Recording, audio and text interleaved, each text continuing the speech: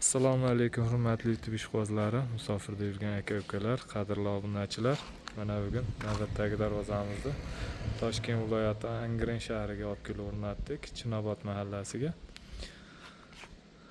4:30 ga 3:10 bo'lgan bu darvozamiz mana juda chiroyli variantda, juda chiroyli holatda o'rnatildi. Darvozamizni ko'rishlaringiz mumkin bemalol. Darvozamiz oldiga ochiladigan bo'ldi. Darvozamiz materiallari haqida, ofishiy summasi haqida qisqacha ma'lumot berib o'tsak, 4:30 ga 3:10 bo'lgan bu darvozamiz ofishiy summasi 11.600.000 so'mga olib kelib o'rnatildi. 1 kvadrat metri 870.000 so'mdan olib kelib o'rnatildi. Darvozamizda stoykalari 10 ga 5 shiviller bo'ldi. Stoykalari ikki yoni, tagi shiviller bo'ldi. Tepa varianti 10 ga 5 1.7 stenada bo'ldi. Profil bo'ldi tepa varianti.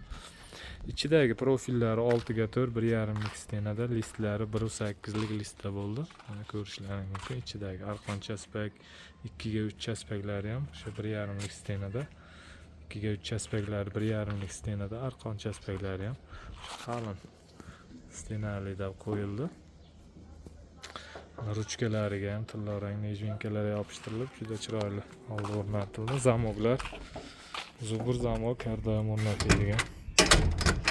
Zubur zamok, orqa holatlari, orqalarini ko'rsatib o'tsa.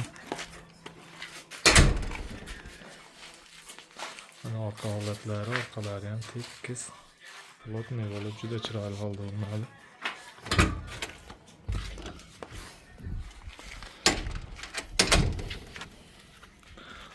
Hurmatli aka-ukalar, qadrli obunachilar, kimga shunday darvozalar kerak bo'lsa, ekranimiz pastki qismiga nomerimizni qo'yib qo'yamiz. Bemalol murojaat qilishlaringiz mumkin.